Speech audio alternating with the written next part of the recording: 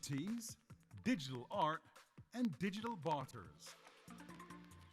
The world is changing rapidly, and thus the means of payment too. Let's discover the industry trends together with those who are starting them. Moderated by Tito Titov, WayChain, with Alexander Borodich, Universa Blockchain, David Zhu, Ivy FinTech, Joel Dietz, serial entrepreneur, and Amrita Sethi, NFT artist.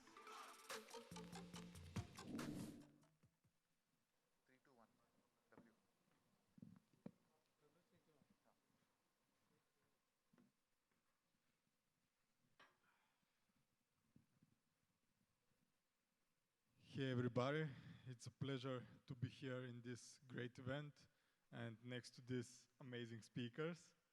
We already had a brief intro, but maybe I can say a few words as well. So here next to me is Alex, who is one of the most active Russian investors in crypto blockchain and crypto space. He is also founder of Universa and another crowdfunding platform that is supporting blockchain related projects.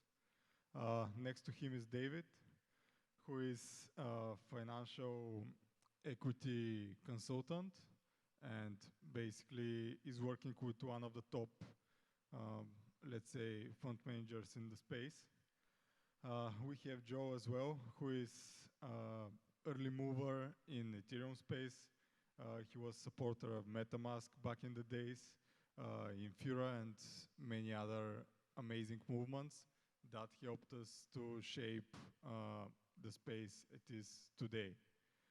And Amrita, of course, last but not least, our lady here, who is one of the first NFT artists in Dubai and in the region in general, and she has a great approach and a new way to create digital art. So before we continue with the questions to our speakers, I want to send one question to our amazing audience. So can I ask all of you who have ever bought some cryptocurrency to raise a hand? Okay, and that's a good percentage. And can I ask everyone who has ever bought an NFT to raise a hand? Okay, not that much, but still we have some people. So I want to send the same question to you as well. Alex, can you start first? When have you bought your first cryptocurrency? I mean ETH or BTC, and after that, when did you bought your first NFT? Okay, so I bought my first, not bought, but I mined the first cryptocurrency Even better. To 2014. And the funny stuff, I have checked yesterday my Facebook. I went to the BTC in 2017 when it actually grew to 2000s. And it was amazing, I mean, achievement at that point of time. And it was like 5 years ago. Nobody was expected that it will be like now. And I still think that we are at the very, very early time of adoption of those digital currencies, and still the early days, and I'm pretty optimistic about how it will turn later on. As for NFT, so I bought my first NFT when we actually launched the digital notary in Tunisia, because if you will think that NFT is just a digital passport for any real asset. Yeah. So, but it's not an art, but it was the first digital passport I bought, I paid for. Yeah, thanks. David? So in terms of, I guess, my start, same with you. I started out with mining cryptocurrency, primarily Bitcoin. But then in terms of, I guess, its adoption, I very much agree and concur in the fact that while we're at such an incredible event in Dubai, surrounded by such incredible speakers, we are still so early on in its adoption that regardless of what your entry time is, 2015, 2016, 2017, or even now, you're still so early on in the game that it's irrelevant, right, in 10 to 20 years in terms of how much we gain. in terms of NFTs, my first NFT purchase was actually just a couple of months ago. I think the underlying technology of a non-fungible token has so many use cases that we have yet to explore. So, furthering that than just arts and collectibles, there's a lot of unexplored territory with NFTs that I cannot wait to see what the future holds. Thanks. Back when sort of the MetaMask project was started, I was really the first person who was leading the Ethereum world and that thing into the browser world, because I knew that in the browser was likely to be the dominant DApp kind of user experience. And today I feel the same thing about NFTs, that with the kind of Spotify type experience, that it will basically bring on not just the 5 million users that sort of MetaMask has, but hundreds of millions of users. And I'm really excited about that, and that's what's led some of my current entrepreneurial projects. Thanks. Thank you, by the way, again, for the MetaMask inception. It is one of the fundamentals for anything related to it, and after that to any other chain that is CVM compatible. Sorry, Amrita, you can go again. Well, unlike these esteemed gentlemen, I haven't been in crypto or NFTs for a very long time. In fact, I'm an ex-banker, and I come from, I call, the traditional world. And I moved from being a banker to an artist or traditional artist 3 years ago. And then I discovered NFTs last year while we were in lockdown. And I was trying to find a lot more of a digital way to express my art form, because my art form is all based on sound and sound waves, and a 2D image wasn't cutting it for me. So I discovered NFTs during the lockdown, and that was one of the great benefits of the pandemic for me. And then ever since then, I launched the first NFT in Dubai last October, and for a very long time, everybody in Dubai didn't know what I was talking about. I didn't actually call it NFTs at the time because I didn't think the word would kind of take off. I would call it digital art. So it was only really until the Beeple sold earlier this year at 69 million did everybody kind of then start kind of paying attention to what I've been yapping on about for the last year or so. But I think it was a really important step to, I would say, push it out to the world. So both in terms of obviously the virtual world understood and understands NFT and NFT art, but the physical world have got like quite a bit way to go there, to David's point.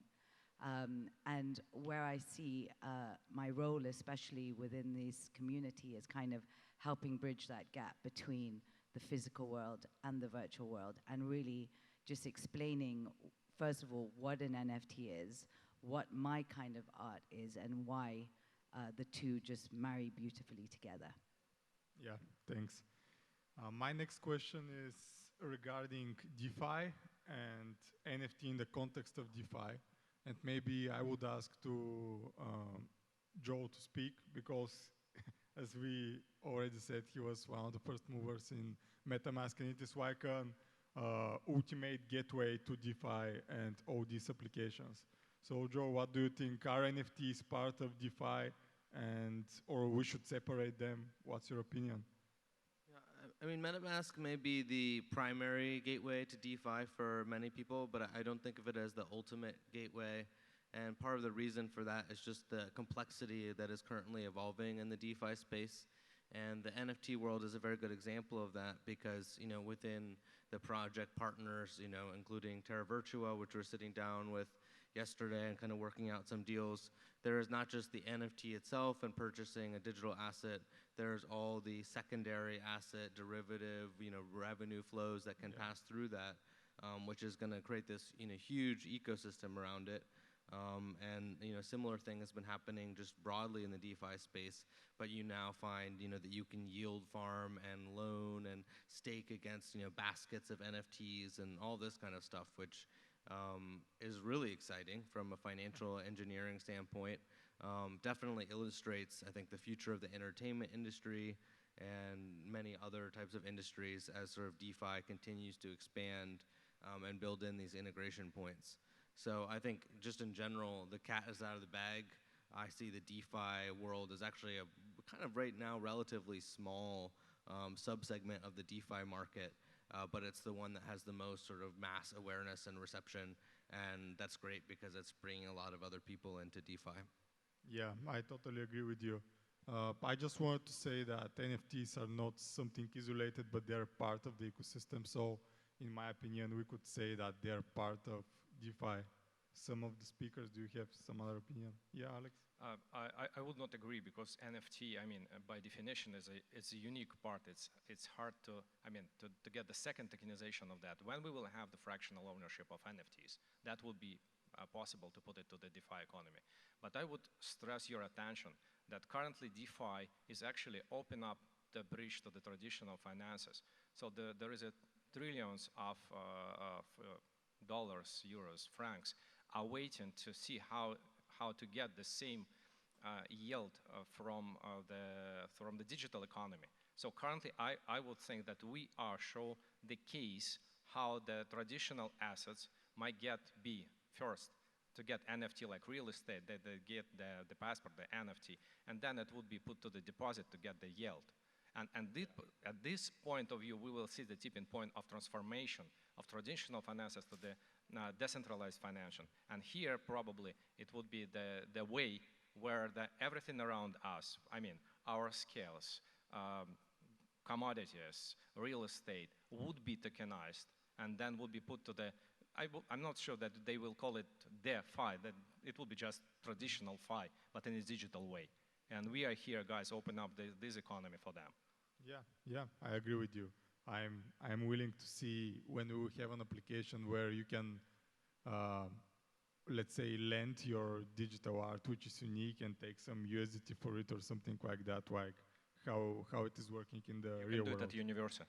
Yeah, maybe you tell me more after that. Yeah, well, David, I have a question for you. Maybe you want to add something, but my question is, what is the real value of an NFT? Because I know that you are part of one really big deal. You can tell us more, and why should I invest in NFT? What are the benefits? For sure. So a little bit of background is several months ago, a couple of friends and I started a digital assets and blockchain technology investment fund called Beacon 256.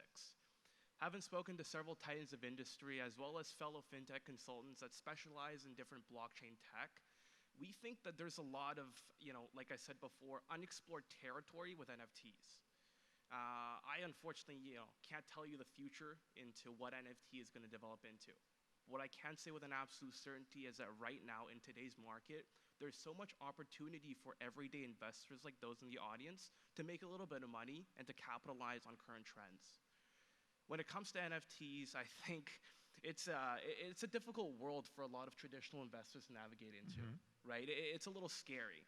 You're putting hundreds of thousands of dollars into a digital file that isn't tangible. Exactly. It's not tangible. You don't really know what's the value.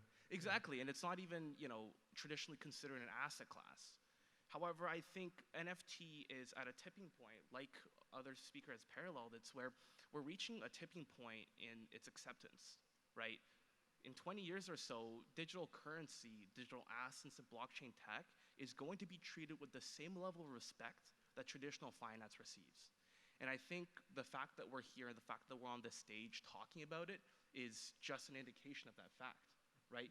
You have thousands of speakers, you have thousands of attendees from across the world to come together here at a stage to talk about such an incredible technology. And, we don't know what's going to happen. But what we can tell is right now the trajectory of decentralized finance, of blockchain technology, of non-fungible tokens is tremendous, right? This trajectory is an indication of what's to come. Yeah, thanks, David. And I have one question for Amrita. She's one of the only real creators that are doing NFTs like art, like digital art. So I want to ask you how NFTs have boosted the digital art sphere, and how is this good for the creators, and how is this beneficial for the collectors as well? Yeah, thank you so much. So just again on my own personal journey in terms of what it's done to boost my own art. So my art is all based on sound, and it's actually called voice note art.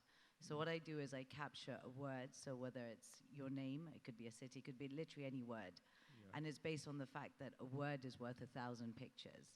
So I capture the shape and structure of the sound wave, and then each of the lines of the sound wave I draw to match the meaning of the word. Now, when you've got a 2D image, that takes time for me to explain it. So I've been on a journey within this space already. I first connected a QR code to play the sound of the artwork back to the 2D image. But again, it just wasn't kind of cutting it. And then I discovered NFTs. And effectively what it did is it just allowed me to go into different dimensions. So first I went into a kind of a 2D animation.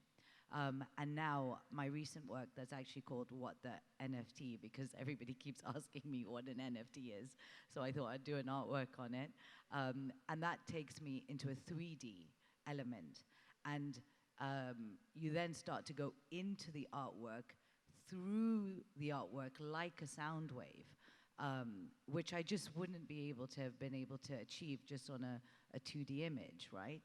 So what I'm excited about for the future in terms of my art and my creativity, and I'd say the creativity of others, and I think this also then starts to having the conversation about, going into the metaverse, is that we're going to reach different dimensions. We're going to take the user into different dimensions, and we're going to explore different dimensions within ourselves as well. Because when you look at a piece of art, you go inward. But imagine art stops just being like a visual experience to actually being a deep sensory experience. So what I'm excited about is being able to use new techniques in my tool brush, like VR, AR, and being able to see where that takes to the creators. And I think if you didn't have NFTs, we wouldn't have been able to see this level of creativity. Yeah. And I'm extremely excited for the future. Yeah. I actually wanted to, I guess, add a little bit of information on this subject. And I think you bring up a very good point where you can now create with this piece of art an experience, right? In yesterday's panel with another artist, he was able to come up with a piece of physical art that has had some of the, I guess, signatures of some of the earlier adopters of blockchain tech. So you have Vitalik, so on and so forth. And what he's able to do now is he's selling more than just the piece of physical art, but it's not only an NFT that has a story, but it's the fact that you can now weave a VR experience, you can weave, a physical story, a physical concept into a piece of art. Yeah, so you're saying, guys, that let's say in 1 year or maybe 5 years, you will be able to create a digital art, some kind of NFT, and then integrate it in different virtual realities, where I can decentralize, I can make an art gallery, which is a digital art gallery, to put there my art. And yeah, that's amazing. You can even buy land now, right? You can buy digital pieces of land. There are certain intersections that are more valuable than others, and you can even invest in virtual property. So the fact that, to my earlier point, it's NFT applications has so many different uses we have yet to explore. Yeah, thanks a lot. I would like to speak a little bit more, but we are out of time because we have a lot of great panels today. So thanks a lot, and we are happy to be here. Thank you so much. Thank you.